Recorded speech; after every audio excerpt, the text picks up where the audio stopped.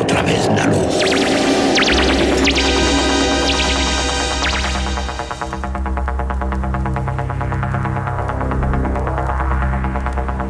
Estás entrando en el espacio en blanco.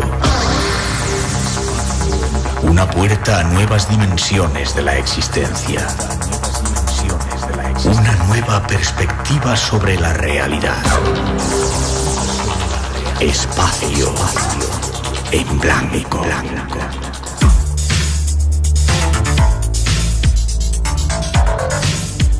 Una producción escrita y dirigida por Miguel Blanco.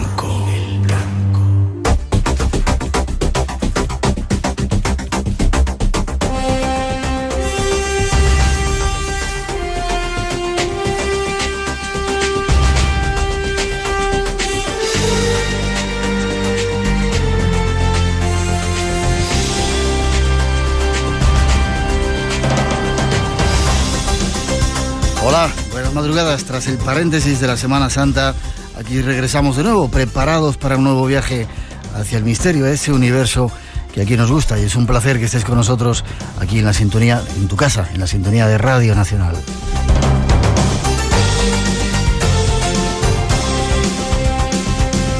Y cuando son las 2:07, 1:07 en las Islas Canarias, comenzamos en directo. 2 horas tenemos para estar juntos y disfrutar de la radio.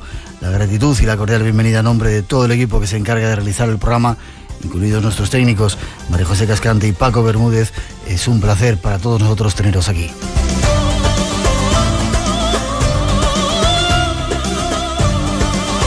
Muchos son los temas que nos esperan esta semana y como siempre queremos que conectes con nosotros. Hay varias vías. El teléfono con llamada gratuita, tenemos 5 premios para agradecer esa atención que tenéis. 900-137-137, repetimos, 900-137-137, el email espacioenblanco@rtv.es y nuestros diferentes muros en Facebook, con los saludos para todos los que estáis ahí.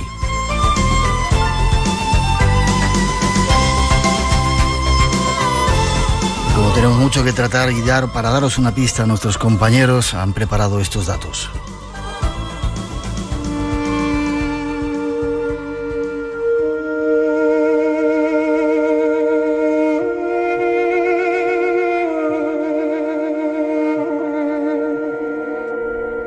Acaba de terminar una nueva Semana Santa, ese tiempo en el que se celebra la Pascua, la muerte y la resurrección de uno de los personajes claves de la historia de nuestro mundo, Jesús de Nazaret.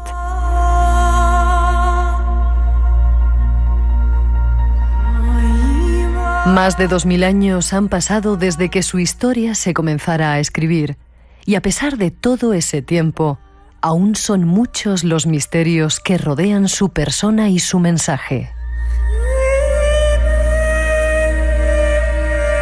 Esta noche os invitamos a bucear en secretos del tiempo pasado para intentar conocer algo más los misterios de ese hombre, Dios, un hombre que cambió la historia de nuestro mundo. Será una travesía apasionante por lugares, sucesos, milagros y enigmas que aún no hemos llegado a comprender.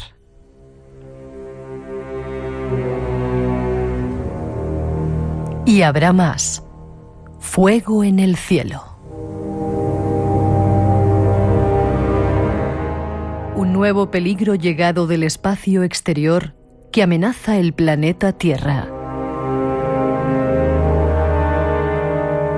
El viaje está ya listo y como cada semana, tú eres el principal protagonista de él. Gracias por acompañarnos.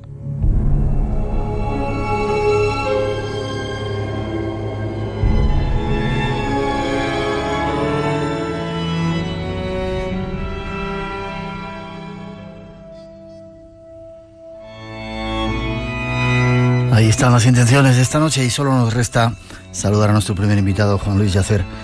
Buenas noches, Juan Luis. Buenas noches, Miguel. ¿Cuánto tiempo, Bueno, pues lo estábamos hablando hace un rato, 30 años desde que nos conocemos. Ahora contamos cómo fue. Déjame que te presente. Eres escritor e investigador, has escrito 2 últimos libros, Jesús y la familia de Betania, y el anterior que se llama La Torre de Babel y la Jarra de Alabastro, Jesús de Betania. 30 años desde que nos conocimos, que creamos un grupo que hablábamos de estos temas, de unos cuantos conspiradores. Así es. De la nueva era. Así es.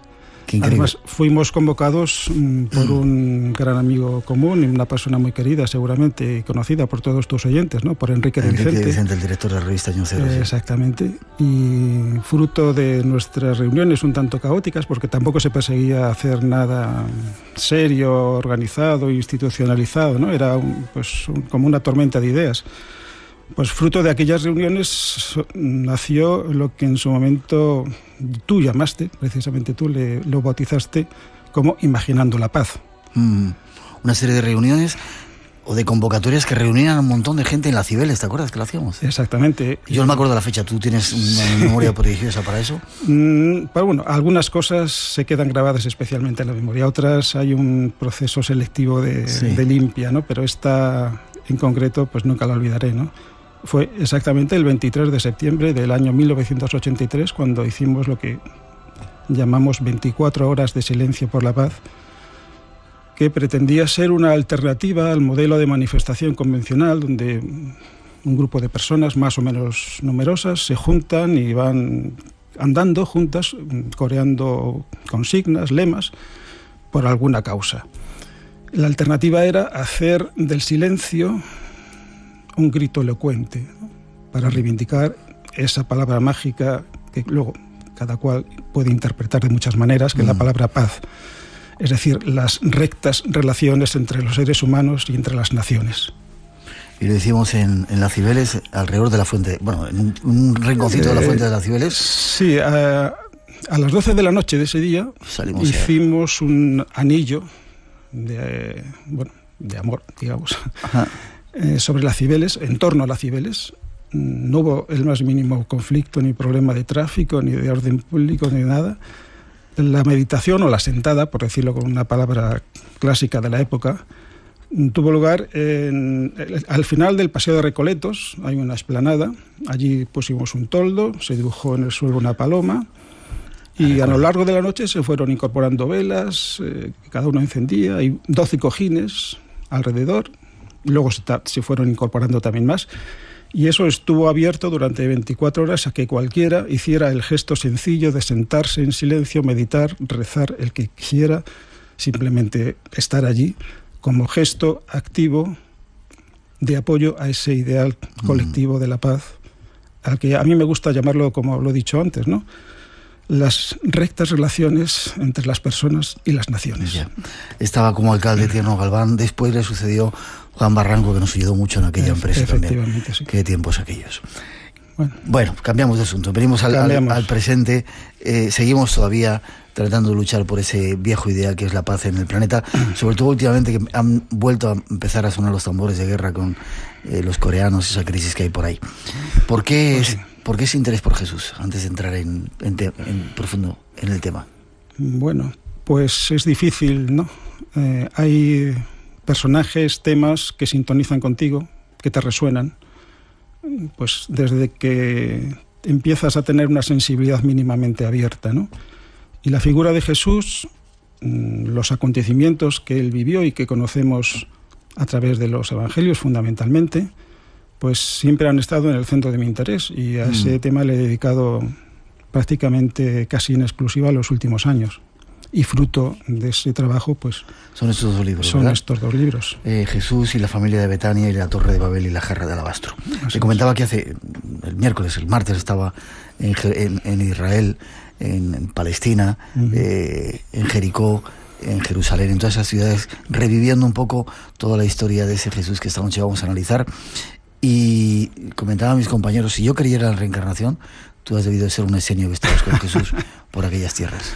¿No te lo han dicho nunca? No, la verdad es que me han dicho otras hipotéticas y yo me he imaginado también alguna otra hipotética, sí, como un juego lúdico, como una experiencia lúdica más que otra cosa, ¿no? Porque este tipo de juegos no conviene tomárselo demasiado en serio. Pero bueno, no, lo de lo serio es la primera vez que me lo dicen así. Pues toma nota. Bueno. 2:15, 1:15 en las Islas Canarias. De nuestro invitado nos vamos de viaje a conocer algunos secretos de ese personaje y sobre todo del origen del cristianismo, que es mucho más misterioso de lo que creemos.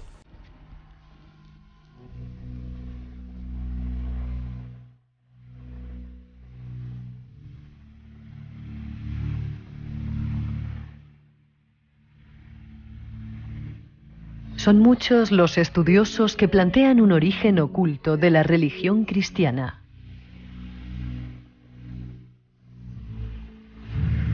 Argumentan la hipótesis de que Jesús de Nazaret no existió realmente, sino que fue un mito de origen judío al modo de Dioniso en la mitología griega.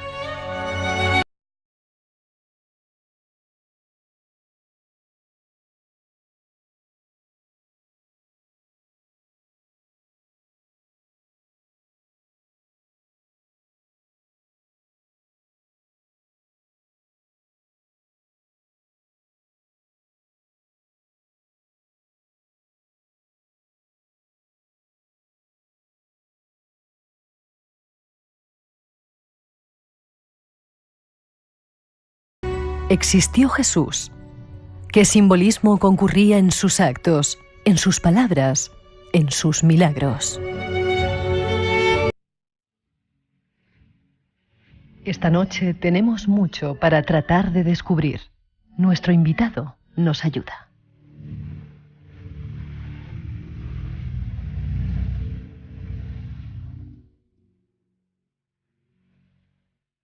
Y vosotros, si queréis intervenir con el teléfono 900-137-137, llamada gratuita, ya lo sabéis. Juan Luis, empezamos. ¿Jesús existió?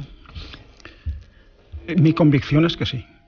Ya. Y casi diría mi experiencia personal, y con esto no quiero decir nada que se salga de lo normal. Uno tiene vivencias que te suscitan un sabor de certidumbre. Y todos mis contactos con la figura de Jesús me han siempre provocado el sabor de la certeza de que existió Jesús como personaje histórico, independientemente de lo que luego los evangelios dicen de él como mito universal.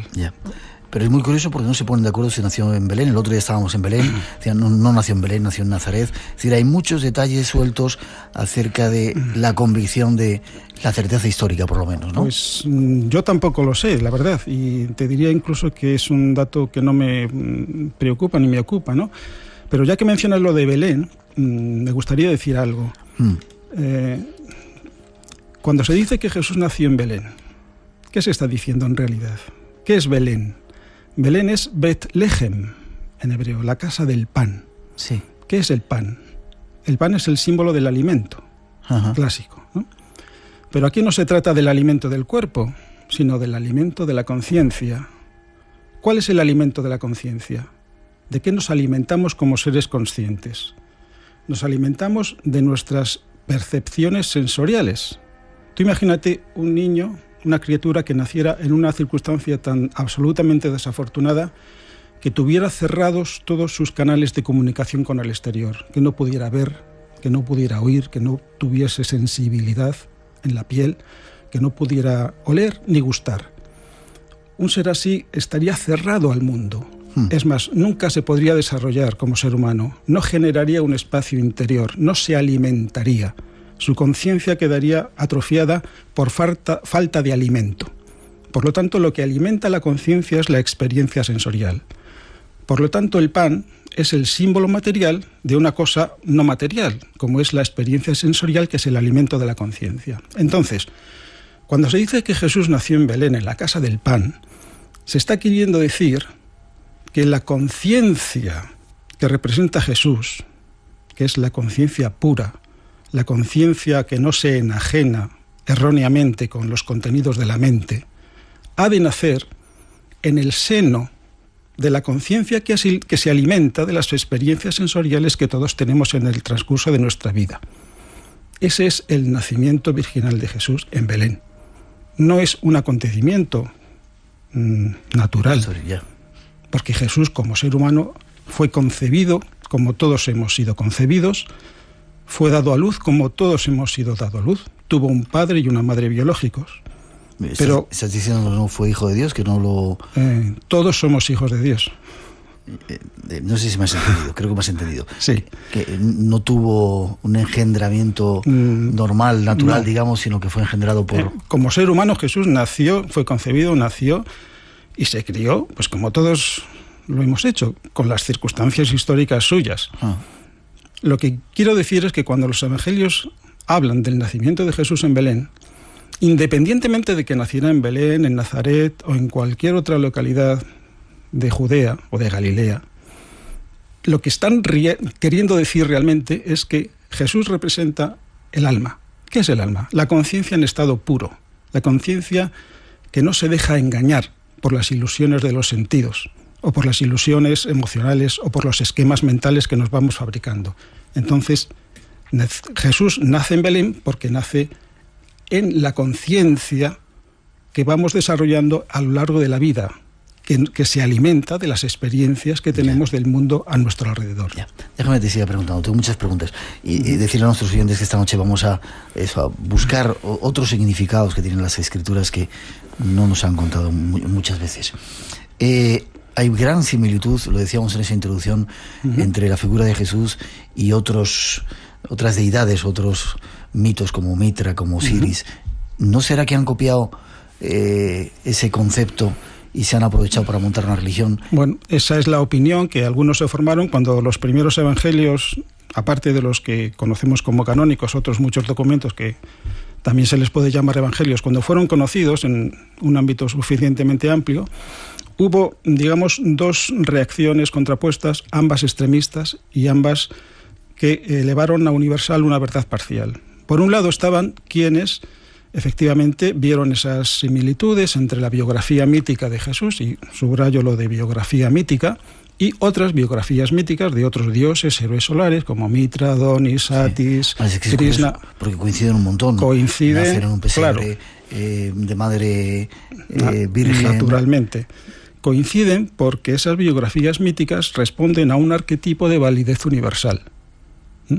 No son acontecimientos concretos que un determinado personaje vivió en algún momento del pasado, ni que Jesús viviera tampoco en algún momento durante el transcurso de su vida.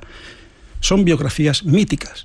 Una biografía mítica o una biografía sagrada se diferencia de una biografía en el sentido natural, en que la primera, o la biografía natural, trata de ser precisa en los hechos, donde nació, dónde vivió, qué tipo de enseñanza tuvo, etcétera, etcétera. Pero las biografías míticas no tienen ningún interés en fijar datos concretos. Son arquetipos, son secuencias de acontecimientos espirituales, internos, subjetivos, mentales, por los que todos hemos de pasar para alcanzar el fin último que tiene toda vida humana, que es identificarnos con nuestra verdadera realidad. ¿Qué es? Que es la presencia divina. Se le puede llamar de muchas maneras. El espíritu, la chispa, la mónada. Que somos dioses. Todos somos dioses, eso lo dice el Salmo, no recuerdo ahora exactamente qué número, dice exactamente, todos vosotros sois dioses, hijos del Altísimo.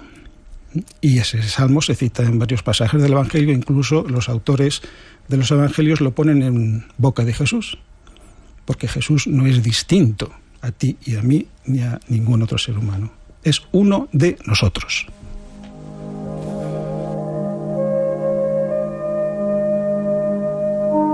También en tu libro, y otra mucha gente ha querido ver que en las escrituras sagradas hay reminiscencias o influencias de otras enseñanzas, por ejemplo el budismo. ¿Es así? Pues sí, por lo menos esa es mi convicción, y además es una convicción que la puedo argumentar perfectamente. El tema de la relación entre cristianismo y budismo, pues, es un clásico dentro del estudio de las religiones comparadas.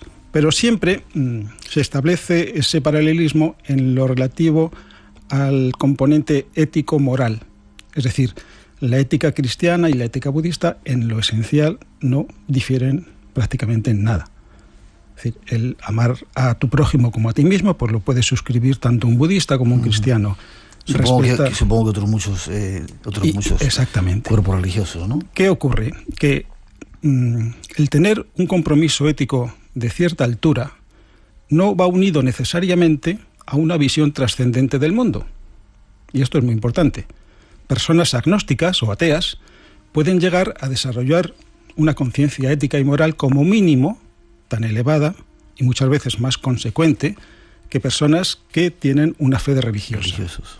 Por lo tanto, cuando se establece que hay una similitud e incluso pues una identificación, una comunión entre la moral budista y la moral cristiana, no se está diciendo nada significativo. Es decir, eso por sí solo no prueba el hecho de que haya habido una relación directa entre los primeros cristianos y budistas, monjes budistas, que sabemos que pues en Alejandría había comunidades budistas a partir del siglo III, antes de Cristo, hubo un emperador Ashoka, que después de una batalla particularmente sangrienta, contemplando ese espectáculo de destrucción, de muerte, de sufrimiento, pues experimentó una conversión interior y se adhirió al budismo, al mensaje budista tal y como él lo conocía.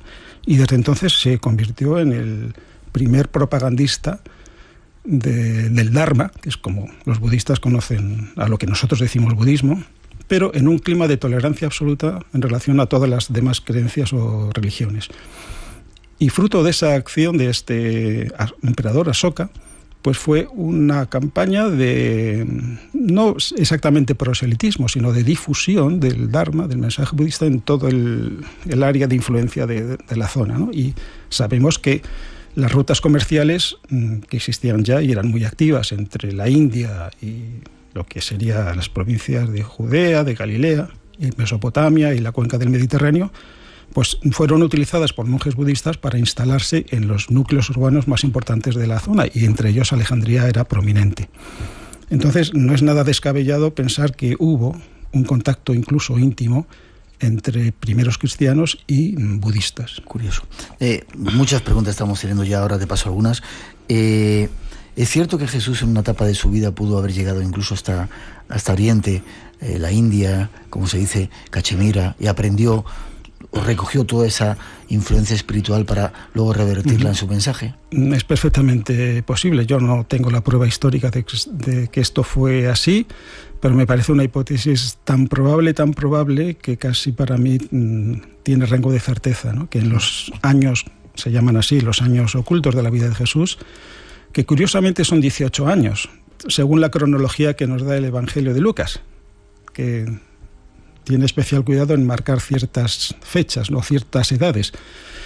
Porque después del episodio de Jesús en el templo, cuando dice el Evangelio de Lucas que Jesús tiene 12 años, se dice que Jesús volvió con sus padres a Nazaret y estuvo sometido a ellos. El siguiente dato que nos da el Evangelio de Lucas es cuando Jesús empieza su ministerio público. Con 30 años. Entonces se dice que Jesús tenía 30 años. O sea, hay 18 años, el número 18 tampoco es casual, de vida oculta de Jesús, oculta entre comillas, donde perfectamente él pudo haber hecho viajes, itinerarios iniciáticos a los centros del saber sagrado que existían en todos los lugares de su entorno geográfico. ¿Incluso las pirámides? Incluso las pirámides, por supuesto. Y Persia, Mesopotamia, Caldea, Babilonia, la India, por supuesto, ¿por qué no? Cachemira. Ya. 2:30, 1:30 en las Islas Canarias. Tenemos que hacer una mínima pausa y enseguida seguimos. Ahí fuera hay todo un universo desconocido esperándote. Ven con nosotros a descubrirlo. Los fines de semana, de 2 a 4, en la madrugada del sábado, Espacio en Blanco, en Radio Nacional, con Miguel Blanco. Conecta con nosotros. El misterio te espera. Ahora Radio 3 es más Radio 3, con nuevos contenidos solo en la web en Radio 3 Extra, con nuevos formatos, más música, más cultura, más entretenimiento, más creatividad. Entra en rtv.es/Radio 3 y descubre Radio 3 Extra. Ahora Radio 3 es más Radio 3. Seguimos en el Espacio en Blanco hablando, tratando de buscar algunos orígenes diferentes de lo que nos han contado. Tenemos alguna gente enfadada, dando ya leña, ya te pasaré luego alguna pregunta. Hay que decir que lo hacemos desde el máximo respeto, estamos tratando de descubrir cosas nuevas. Y para nosotros, supongo que como para ti, la figura de Jesucristo es un personaje culminante en la historia, ¿verdad? Central. Vale. Es culminante. Pero... Y quiero introducir un tema nuevo que seguramente va a ser también polémico. No solamente la figura de Jesús, sino la figura de Cristo. Eso te iba a preguntar. Yo nunca he entendido esa diferencia entre Jesucristo, Jesús y el Cristo. ¿Qué significa eso? Bueno, son nombres. Jesús es la versión española, en este caso, de un nombre propio hebreo, que es Yehoshua. A veces se le conoce en su forma contraída como Josué. Josué es el lugarteniente de Moisés, quien conquista la tierra prometida, porque Moisés saca a su pueblo de Egipto, le conduce durante los 40 míticos años de peregrinaje por el desierto, pero muere en las fronteras de la tierra prometida. En el Monte Nebo, dicen ahí. Exactamente. Sí. Es un episodio muy misterioso, muy enigmático, porque el Deuteronomio, que es el último libro de los 5 que componen el Pentateuco, o la Torá, como se conoce en el mundo judío, acaba precisamente con el relato de la muerte de Moisés. Y se dice que fue el mismo Dios, Yahvé, que le dio la muerte. Y se dice algo muy misterioso, y es que nadie sabe dónde está la tumba de Moisés. ¿No? La están buscando. Te digo, te lo digo porque estuvimos en ese Monte Nebo, donde se dice que está la tumba. Y yo te digo, pueden seguir. Mira, no la van a encontrar, ¿no? Un pequeñísimo paréntesis. Tú imagínate que un hipotético estudioso de Platón dijera o anunciara a bombo y platillo: después de no sé cuántos años de arduos trabajos e investigaciones, he descubierto por fin la cueva donde Platón vio a los encadenados que estaban mirando a la pared, donde veían las sombras y tomaban las sombras por la realidad. Ajá. La muerte de Moisés es un episodio alegórico, mítico. E incluso el personaje de Moisés, tal y como lo conocemos en el Éxodo fundamentalmente, es un personaje mítico, lo cual no quiere decir que no hubiera detrás un personaje histórico que se llamase Moisés o Moshe. Ya. Porque las dos realidades conviven. La realidad histórica convive perfectamente con la realidad mítica. De hecho, los evangelios nos hablan precisamente de dos personajes, el ser humano Jesús y el ser humano Cristo, que yo tengo la convicción, la experiencia, incluso diría, de que son personajes reales, históricos, y al mismo tiempo son arquetipos universales. ¿Y cómo podían convivir esos dos personajes en un solo cuerpo? ¿Como si fuera una especie de posesión? Evidentemente en un solo cuerpo no pueden convivir dos seres, dos individualidades, dos unidades de conciencia. El momento quizá más central de los evangelios, o uno de los momentos centrales, es el momento del bautismo. Si leemos las descripciones que hacen del bautismo en los evangelios, vemos que se produce un acontecimiento que es descrito como que los cielos se abren y el Espíritu desciende en forma de paloma y se posa sobre Jesús. Justo en el momento del bautismo. Ajá. ¿Qué ocurrió? Bueno, pues en la tradición hermética, esotérica, se interpreta ese acontecimiento como la asociación que se produjo en ese momento entre el ser humano Jesús, que ofreció su cuerpo para ser utilizado por otro ser humano, al que conocemos como Cristo, para que pudiera llevar a cabo la función, la razón de el destino que tenía asignado, la misión que tenía asignado durante ese tiempo. Yeah. Esa asociación que se estableció entre estos dos seres humanos acabó en el momento del prendimiento de Jesús en el huerto de Getsemaní. Cuando comienza el sufrimiento. Cuando Jesús recupera el control de su cuerpo y afronta los acontecimientos que iban a tener lugar durante la pasión. Pues párate ahí. Tras esa introducción seguimos. 2:35, 1:35 en las Islas Canarias. Multitud de preguntas que ahora te voy a ir haciendo. Da mucha caña.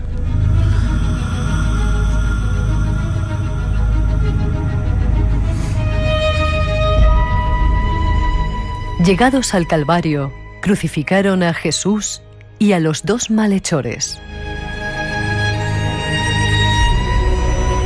Los soldados se repartieron los vestidos de Jesús por lotes, y la túnica, tejida de una pieza, sin costura, la echaron a suerte.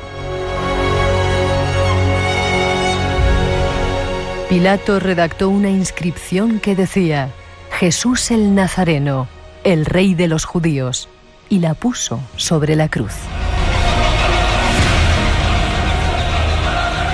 Los que pasaban por allí le insultaban, meneando la cabeza y diciendo: «Tú que destruyes el templo y en 3 días lo levantas, sálvate a ti mismo si eres hijo de Dios y baja de la cruz». Igualmente los sumos sacerdotes, junto con los escribas y los ancianos, se burlaban de él, diciendo: «A otros salvó y a sí mismo no puede salvarse. Rey de Israel es, que baje ahora de la cruz y creeremos en él. Ha puesto su confianza en Dios, que le salve ahora».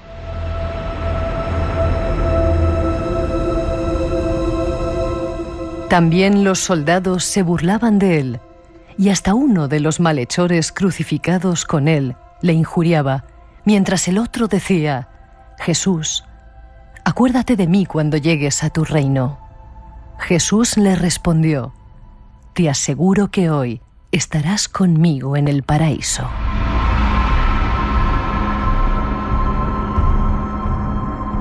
Son algunos de los momentos de la crucifixión de Cristo. Comenzaba el gran misterio de su muerte y resurrección. Nuestro invitado nos aporta más datos sobre ello. Otro de los capítulos fundamentales de la historia de Jesucristo es esta parte. Manuel Núñez Iglesias dice que nos manda recuerdos a los dos de cuando nos reuníamos en la parroquia de Aluche en el año 79. Ya mi memoria falla. 79. Bueno. Tengo que buscarlo en la memoria yo también. Yo también hay que buscarlo. De todas formas, gracias, Manuel. También saludos para ti. Y gracias por seguir ahí todavía, unidos a nosotros. El misterio de la muerte de Jesús. Cuéntame. ¿Murió realmente en la cruz? Pues esa es una pregunta que en el caso de Jesús no es aplicable de la misma manera en que es aplicable a la muerte de cualquier ser humano como nosotros, porque la muerte es el acto más seguro, el único acto absolutamente inevitable de la vida. En la muerte de Jesús concurrieron una serie de factores que quizá puede llevar un poco de tiempo el explicarlos. Te pediría que fueras breve, si puedes. Sí. Primero, ¿qué es el cuerpo humano? El cuerpo humano es una entidad multidimensional de la cual nosotros solamente podemos ver y tocar el aspecto más denso de él, que es el cuerpo material físico. Uh-huh. Se puede hablar de un espectro del cuerpo humano. Igual que el espectro de la luz, tenemos el color violeta de más alta frecuencia y el color rojo de más baja. En el espectro del cuerpo humano, la parte correspondiente al color rojo sería el de más baja frecuencia, sería el cuerpo físico. Y en la parte más elevada está la mente. La mente es el aspecto más elevado del cuerpo humano. Entre la mente y el cuerpo físico hay otros 2 cuerpos de enlace, vamos a decirlo así. Uno de ellos el cuerpo astral, cuerpo de las emociones, cuerpo de los deseos, y otro el cuerpo etérico, que conecta la vida psíquica con la vida física. Esas son lecciones de esoterismo profundo, ¿no? Eso no, yo creo que hoy en día cualquiera que esté interesado en lo que llamamos así, grosso modo, esoterismo, pues está familiarizado con esa descripción del cuerpo humano, los 4 aspectos del cuerpo humano. Me interesa el cuerpo etérico. El cuerpo etérico tiene 4 niveles de energía, 4 capas, digamos. El símbolo del cuerpo etérico es el pan. Antes hemos hablado del pan como símbolo del alimento, como simbolizando la experiencia sensorial, que es lo que alimenta la conciencia. Pero el pan también se puede utilizar como símbolo teniendo en cuenta el proceso de su elaboración. ¿Cómo se elabora el pan? Una masa, se le echa levadura, fermenta y obtenemos el pan. Entonces el cuerpo etérico es como la masa que es fermentada por la influencia que recibe, ya sea del cuerpo astral o del cuerpo mental. Es decir, la calidad de la vida psíquica de las personas determina la condición en la que se encuentra el cuerpo etérico. Por ejemplo, una malsana condición mental provoca una somatización en el cuerpo etérico que, si no se ataja debidamente, desencadena una enfermedad del cuerpo material, del cuerpo físico. En el Evangelio se pone en labios de Jesús la expresión, dirigiéndose a sus discípulos: cuidaos de la levadura de los fariseos y de los saduceos. Evidentemente nos está refiriendo a la levadura en el sentido natural, que los fariseos y los saduceos le pueden dar y pueden causar un perjuicio. No. ¿Qué es la levadura de los saduceos y de los fariseos? Con esa expresión se está diciendo la influencia negativa que la vida anímica crea en ese cuerpo que llamamos cuerpo etérico. Entonces, el pan no fermentado es el panácimo.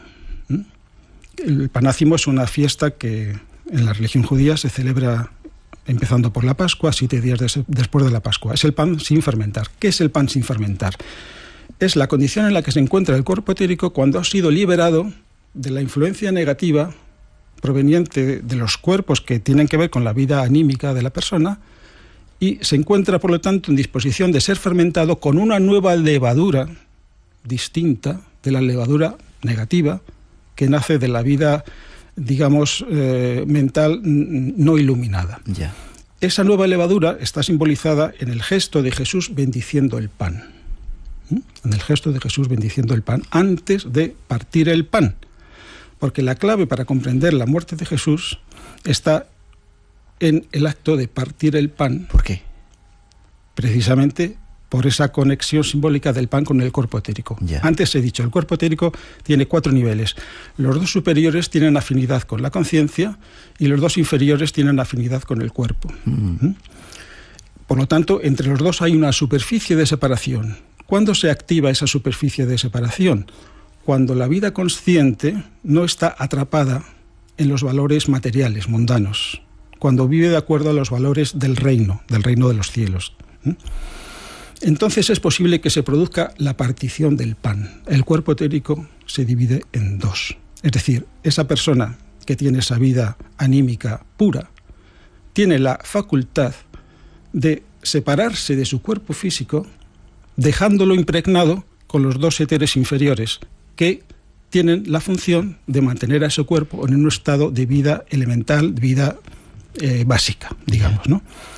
Esto es lo que ocurrió mientras Jesús caminaba, camino del Calvario, desde el Palacio de Pilatos hasta el Calvario, donde iba a ser crucificado. Se nos dice que interviene un personaje llamado Simón el Cireneo, que se hace cargo de la cruz. En realidad no es la cruz. Sabemos que los condenados a la crucifixión lo que llevaban era el madero transversal, llamado patíbulo, sí, que luego se clavaba en el madero vertical, que ya estaba en el lugar donde se iba a efectuar la crucifixión. Bien, ¿quién es este personaje? Del que se nos dice además un detalle aparentemente pues trivial, ¿no? que no tiene mucho sentido, que tiene 2 hijos, llamados Alejandro y Rufo. Bueno, este personaje representa el estado en el que quedó el cuerpo de Jesús cuando Jesús se separó de su cuerpo físico, dejándolo impregnado con los 2 aspectos inferiores del cuerpo etérico. Eso es lo que representa Simón el Cireneo y sus 2 hijos, Alejandro y Rufo. Es el nombre a esos 2 éteres inferiores. Te tengo que meter prisa porque tengo un montón de preguntas. Dice que ¿por qué recordamos a Jesús solamente en la cruz con la gran cantidad de cosas maravillosas que hizo? Pues eso, en buena medida, se debe al fracaso de los discípulos más directos de Jesús en mantener la conciencia despierta durante los acontecimientos que tuvieron lugar en el huerto de Getsemaní, donde por 3 veces Cristo, utilizando el cuerpo de Jesús, trató de elevar el nivel de conciencia de sus discípulos para que comprendieran el sentido profundo de los acontecimientos que iban a tener lugar. Yeah. Los discípulos solo vieron el aspecto fenoménico. Ellos tenían el conocimiento teórico de lo que podía ocurrir, de que Jesús realmente no estaba padeciendo el daño sensorial que se estaba infligiendo a su cuerpo, porque la misión de la vida de Jesús no era sufrir, no era padecer, no era cargar los pecados del mundo para redimirnos a todos en ese concepto incompatible con el Evangelio, que es la expiación vicaria. La misión de Jesús era otra y la misión de Cristo era otra. Entonces, lo que ha perdurado a lo largo de la historia es la imagen de un hombre sangriento y crucificado en vez de la imagen de un hombre vencedor de la muerte. Porque Jesús venció a la muerte. Otra pregunta dice que si has estudiado el Corán, porque hay muchas coincidencias entre lo que cuentas de la vida de Jesús y ciertos pasajes del Corán. Muy breve, porque nos vamos enseguida. Evidentemente las coincidencias son inevitables porque el Corán, es decir, el libro sagrado del Islam, pues en ningún momento contradice las premisas fundamentales de la espiritualidad cristiana ni de la espiritualidad judía, porque en realidad todas las corrientes de espiritualidad son como los colores, todas nacen de la luz. Ya.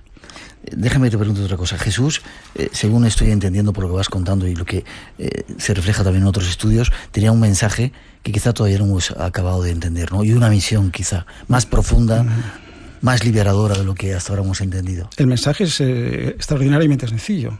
Existe una escala de valores que lo llamaba el reino.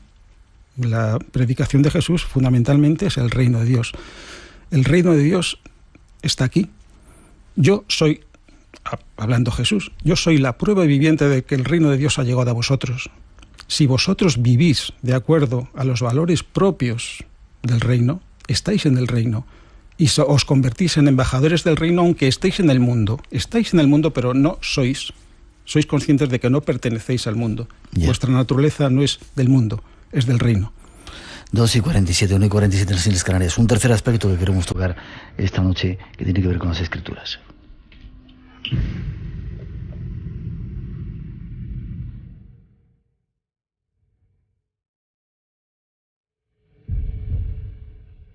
Las Sagradas Escrituras, esas que relatan la vida y obra de Jesús el Nazareno, están llenas de misterios. Desde visiones proféticas de nuestro futuro hasta claves secretas que esconden un mensaje aún por descifrar. Por ejemplo, el Evangelio de Marcos tiene exactamente 666 versículos. ¿Por qué? O la inexplicable correspondencia entre el número de orden de un determinado versículo y el valor numérico asociado a palabras o expresiones hebreas y griegas. Un nuevo misterio por desvelar. Al que esta noche estamos dando unas cuantas pinceladas para descubrir que hay mucho más de lo que nos han contado. ¿Qué es eso de que el Evangelio de Marcos tiene exactamente 666 versículos? Bueno, pues esto es un dato que yo descubrí de una manera bastante casual y que me llamó la atención. Yo hasta entonces no tenía ninguna idea de cuántos versículos tenía el Evangelio de Marcos, pero de una manera, repito, casual, pues me enteré de que tenía exactamente 666. El número de la bestia, versículos. El número asociado a la bestia, que es un número bastante mal comprendido y mal interpretado. Ya.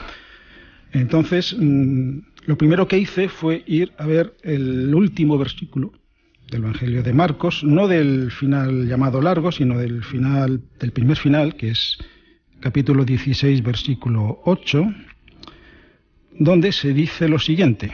Está hablando de las 3 mujeres que fueron al sepulcro de Jesús y dice, y saliendo, huyeron del monumento, pues se había apoderado de ellas temblor y estupor, y a nadie dijeron nada porque tenían miedo. ¿Qué es lo que no dijeron? Pues no dijeron el mensaje que les había dado un personaje, un joven con vestiduras resplandecientes, que les dice: no os espantéis, a Jesús buscáis, el Nazareno, el crucificado, resucitó, no está aquí, mirad el lugar donde le pusieron. Pero id, decid a sus discípulos y a Pedro que va antes que vosotros a Galilea. Bueno, entonces las mujeres, ante este mensaje, ante esta presencia de lo sobrenatural, entraron en una situación de pánico. Ya, ¿ese personaje era alguien sobrenatural, un ángel que apareció? Pues ya cada cual que le ponga los nombres y apellidos que quiera. ¿Un extraterrestre quizá? No. Vale. Ahí ya... Vale. Una entidad espiritual. Bueno, un mensajero. El ángel, la palabra ángel es mensajero, ¿no? Vale. Un mensaje del plano espiritual, del mundo espiritual. Entonces, estas mujeres fueron incapaces de transmitir ese mensaje del mundo espiritual. De alguna manera, su mundo era incapaz de asimilarlo y transmitirlo. Entonces, ¿eso qué tiene que ver con el número 666? Bueno, pues tiene que ver bastante. Porque ¿qué significa en realidad 666? Tiene mucho que ver con lo que antes hablábamos. El alimento de la conciencia y la experiencia sensorial. Todos tenemos 6 sentidos, 5 externos y 1 interno. Los 5 externos, los clásicos, la vista, el oído, el tacto, el gusto y el olfato, más el 6º sentido interno, que es la mente. Gracias a que poseemos el 6º sentido interno, la mente, somos conscientes de lo que ocurre en el espacio íntimo y subjetivo al que solamente nosotros tenemos acceso. Es decir, somos conscientes de nuestros pensamientos y de nuestros sentimientos. Gracias a los 5 sentidos externos conectados con el cerebro, que a su vez se conecta con la mente, somos conscientes de lo que pasa en nuestro entorno.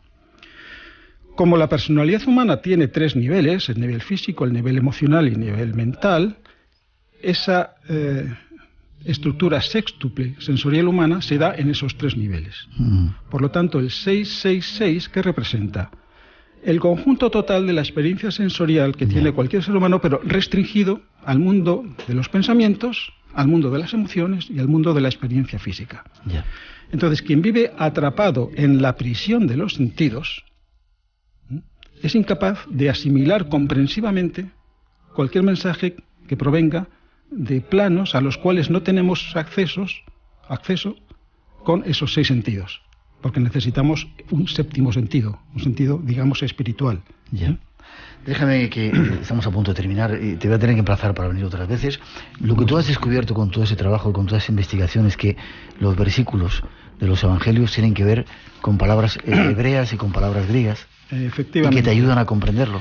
Bien, una vez que yo descubrí esto, pues me llamó tanto la atención, me suscitó tantas líneas de investigación que empecé, pues eso, a investigar, ¿no? Y para mi gran sorpresa, pues empecé a descubrir que había unas correspondencias que eran absolutamente inexplicables con los modelos admitidos de cómo se elaboraron los evangelios, correspondencias absolutamente inexplicables entre valores numéricos asociados a palabras hebreas o griegas, porque tanto el alfabeto hebreo como el griego tienen una equivalencia numérica, y el número de orden correspondiente de un determinado versículo, y no solamente eso, sino el número formado por el capítulo, el número del capítulo más el número del versículo dentro de ese capítulo. Y si quieres te doy algunos ejemplos. Uno por lo menos, sí. Por ejemplo, uno muy llamativo. La expresión hebrea galal et haeben significa hacer rodar la piedra. Galal, hacer rodar. De ahí viene Galilea.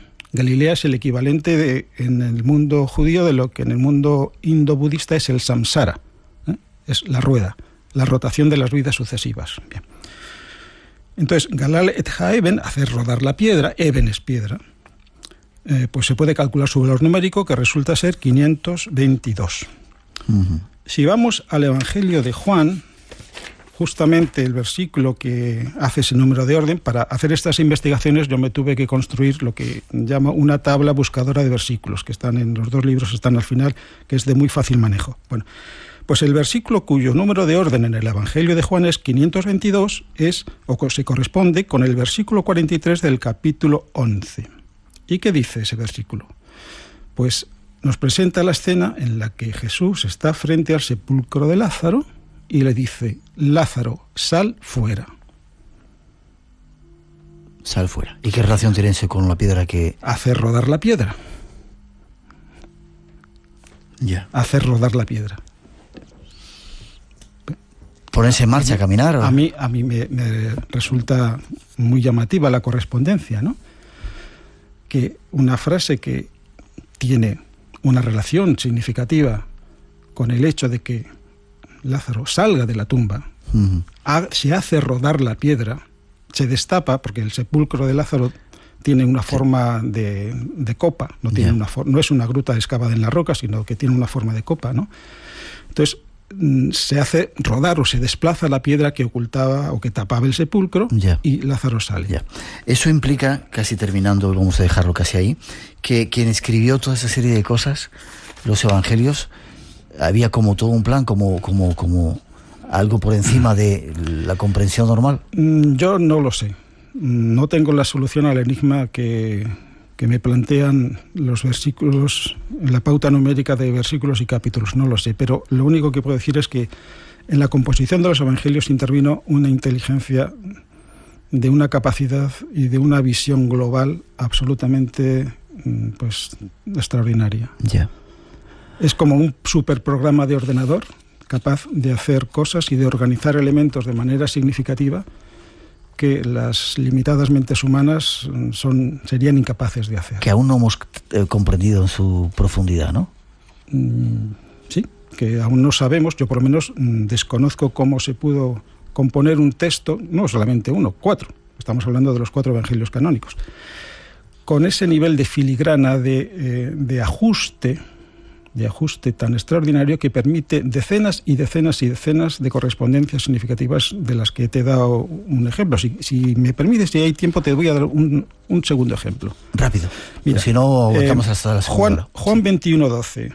Hay una pregunta que plantean los discípulos, que la piensan, que no se la llegan a formular, que dice, ¿tú quién eres? ¿Tú quién eres? En griego es su tis ei. El valor numérico de esta expresión es 1125. Bien. Entonces, si vamos al capítulo 11, versículo 25 de Juan, encontramos, yo soy la resurrección y la vida. Sí. ¿No? A mí esto me sorprende. Qué curioso, ¿no? A mí esto me sorprende. Que la pregunta, ¿tú quién eres?, que tiene asociado por la estructura del alfabeto griego, ¿no? Esto no es una especulación, no es una fantasía, esto es así. Tiene asociado esa frase, ¿tú quién eres? Su tisei, un número, 1125. Y luego formas la cita evangélica, capítulo 11, versículo 25, y encuentras, está hablando también del episodio de Lázaro, ¿no? Es lo que le contesta Jesús a Marta, cuando, bueno, en esa pregunta Jesús responde, yo soy la resurrección y la vida. Es decir, está la respuesta a la pregunta, pero el nexo de unión entre la pregunta y la respuesta es algo tan aparentemente arbitrario, tan sin sentido dentro de esta relación de significados como es el valor numérico de una expresión. Qué curioso, ¿no? Esto es un enigma para mí, por ahora, no resuelto.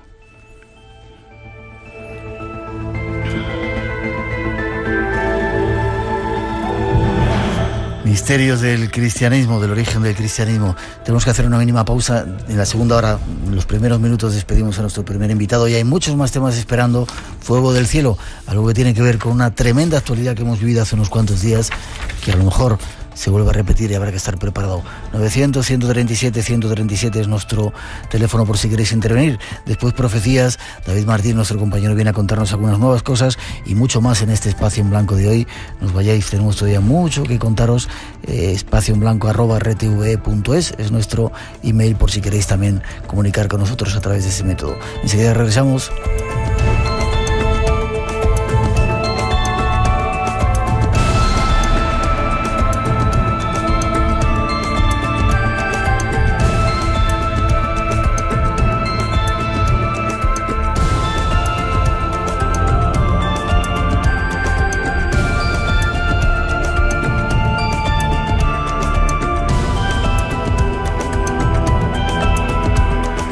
Una ventana abierta hacia otros universos. Espacio en Blanco, en Radio Nacional de España, con Miguel Blanco.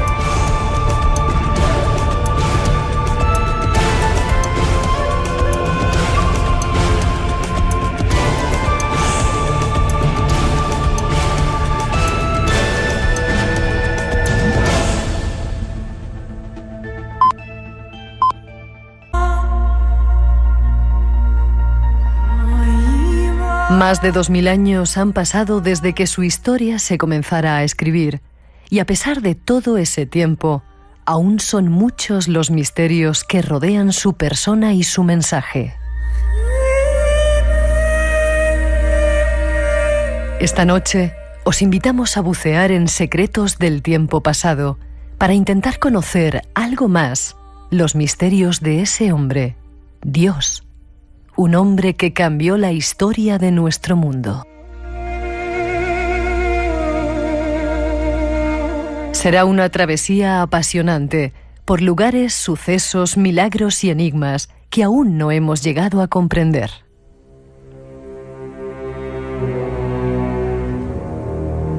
Y habrá más. Fuego en el cielo. Un nuevo peligro llegado del espacio exterior que amenaza el planeta Tierra.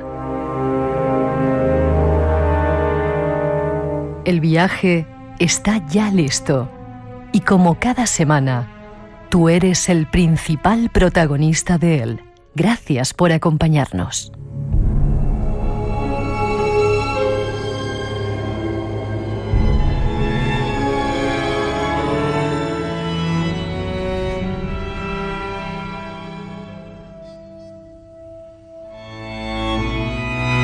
Ahí están las intenciones de esta noche y solo nos resta saludar a nuestro primer invitado, Juan Luis Yacer.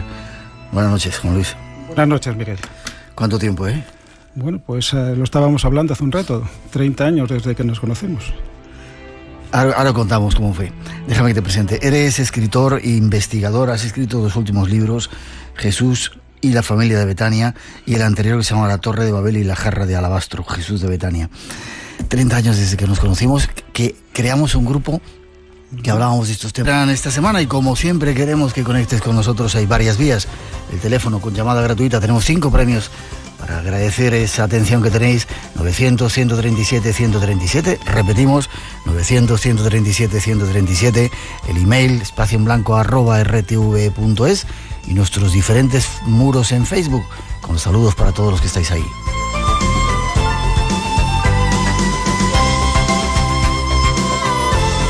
Como tenemos mucho que tratar y dar, para daros una pista, nuestros compañeros han preparado estos datos.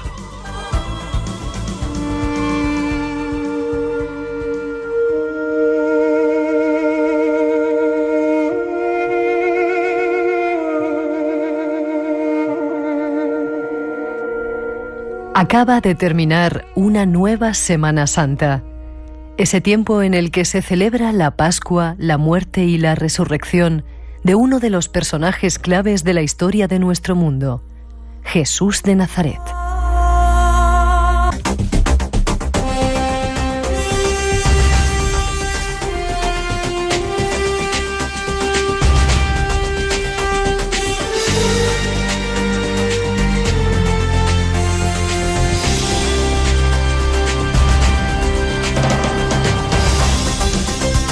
Hola, buenas madrugadas. Tras el paréntesis de la Semana Santa, aquí regresamos de nuevo, preparados para un nuevo viaje hacia el misterio, ese universo que aquí nos gusta, y es un placer que estés con nosotros aquí en la sintonía, en tu casa, en la sintonía de Radio Nacional.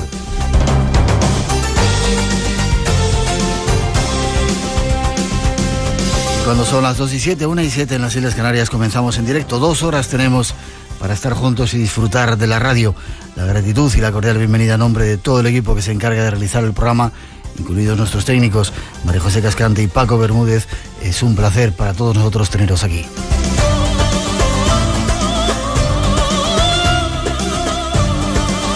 Muchos son los temas que nos esperan.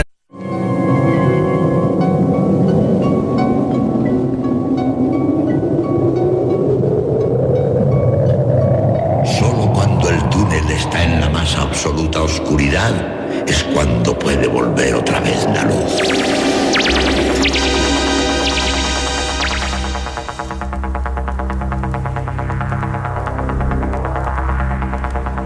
Estás entrando en el espacio en blanco. Una puerta a nuevas dimensiones de la existencia. Una nueva perspectiva sobre la realidad. Espacio en blanco.